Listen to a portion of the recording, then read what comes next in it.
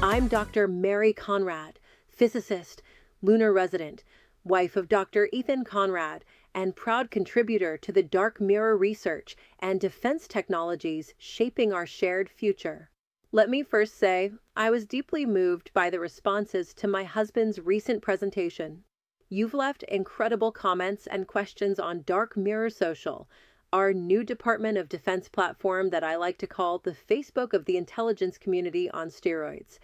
I'm seeing so many high school grads on there. You're not just posting memes and selfies. You're asking advanced questions about dark matter physics, gravity architecture, and quantum mirror theory. You all are killing it at Galaxy City's CIA Youth Training Camp.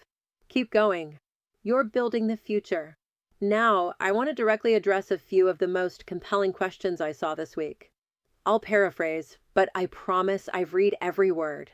Let's begin with a question from Brett, who wrote, if you took 1-foot sheets of the same materials used in gravity platforms embedded in the floors of star cars from that very cool Obscurium, 274, and lined the walls of a room with these sheets on the floors, walls, and ceilings, could I walk up a wall, across the ceiling, and down the opposite wall, like an ant navigates effortlessly on walls and ceilings only because of gravity?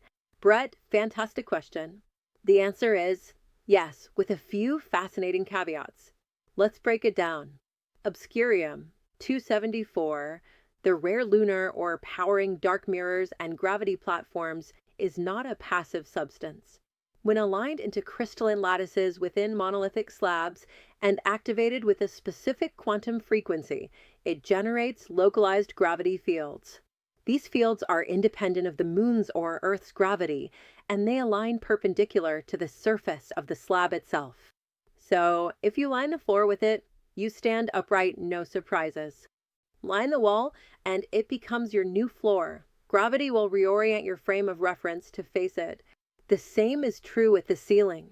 In technical terms, the Obscurium surface produces an anisotropic gravitational field, a vector-aligned field tied to the material's plane, not to planetary mass.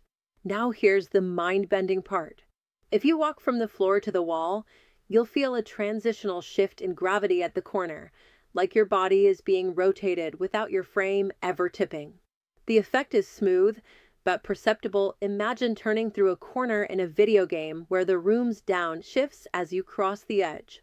You're not climbing, you're walking, and your equilibrium follows. The physics gets richer. In rooms like this, cube-shaped, gravity-lined, the orientation of your gravitational down resets with each panel you step on. Corners become fields of gravitational negotiation.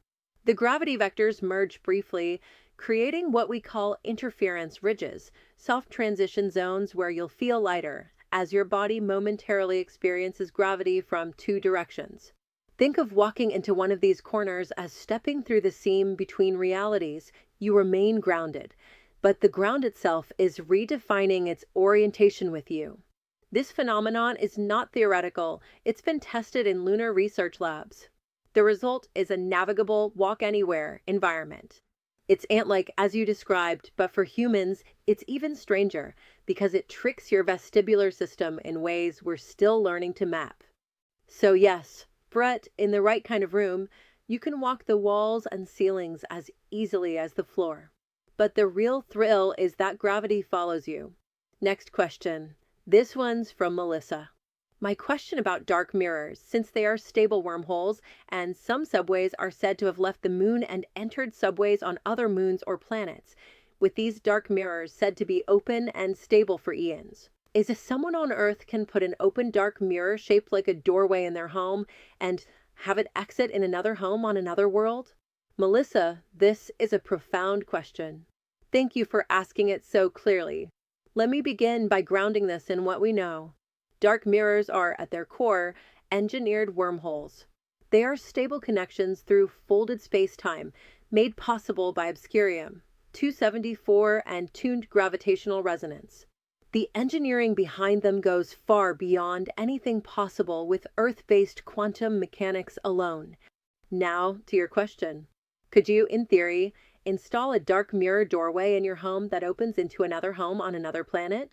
Theoretically, yes. Practically? Not yet, unless you're a pentillion. Let me explain. Stabilizing a dark mirror requires two things: an exact space-time coordinate pairing between two locations, a gravitational and quantum resonance lock maintained through frequency control and lattice orientation of the obscurium surface. Currently, dark mirror deployment is a military and interplanetary infrastructure task. The wormhole endpoints are stabilized using megastructure-mounted obscurium arrays, sometimes located in lunar bunkers or deep planetary tunnels. These endpoints are then embedded into places like domes, subways, or transport nodes, not living rooms. But the concept? Yes, it's valid. In fact, some of the earliest Galaxy Alliance civilizations used home-to-home mirrorways. The pentillions, as many of you now know, possess a cognitive resonance that allows them to attune a mirror using only thought and memory. Their minds serve as space-time coordinates. That is currently not possible for humans, but we're getting closer to understanding how they do it. So to summarize, yes, Melissa, the idea is theoretically sound.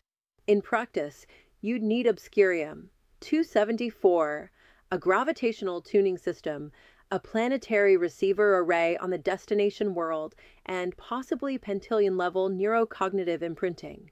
In layman's terms, you can't just plug in a dark mirror like a Wi-Fi router, but given enough tech and planetary infrastructure, the idea of a private mirror doorway between worlds is absolutely real. Now let me turn to Travis's question. This one was fun and a little viral. I saw versions of it posted all over civilian networks. Travis asked, is it true that dark mirror selfies are really stoked out dark mirrors that, with lots of practice and concentration, can open to anywhere in the universe? Travis, I love this one. I've heard this theory going around too. Let me clarify what a dark mirror selfie really is. These are miniature, stabilized dark mirror spheres embedded with obscurium-laced crystalline memory circuits. They're used primarily for high bandwidth communication, video, voice, environmental holography. They're not mere video chat balls. They use genuine dark mirror technology to maintain real-time links across galactic distances. Now, are they capable of becoming full transit mirrors? In theory, their cores could be repurposed for it, but they lack the mass, gravitational field control, and stabilization matrix required to support a biological transit. And no, to date, no one has traveled through a dark mirror selfie. But, and here's the interesting part, I wouldn't rule it out. We know that pentillions, as Ethan described, possess an innate ability to open mirrors to specific locations based on memory, intention, and emotional targeting. It's a neurospatial talent that Earth scientists are just beginning to explore. Could a pentillion, or a gifted hybrid, train themselves to use a dark mirror selfie as a location targeting beacon? Maybe. Could someone hack a selfie's mirror core to temporarily widen it for micro-object transport? Possibly, in theory. But as of today, dark mirror selfies are used for communication, not transportation. That said, it's a great idea, one worth exploring further. Travis, I hope you and others like you continue asking these kinds of questions. Speculation is where innovation begins. And to all of you posting on Dark Mirror Social, keep going. This isn't just a network. It's a think tank, a launch pad, and you're not just participants, you're architects of a future that blends hard science with dream-level ambition. You've made the decision to enter the intelligence community at the most exciting time in human history. You're earning the most advanced scholarships. You're training in facilities that barely existed a decade ago. And you're working side by side with operatives, scientists, and yes, even pentillions. You're not just being trained, you're being trusted. On behalf of myself, Ethan, and everyone here in the Lunar Research Division, thank you. We believe in you.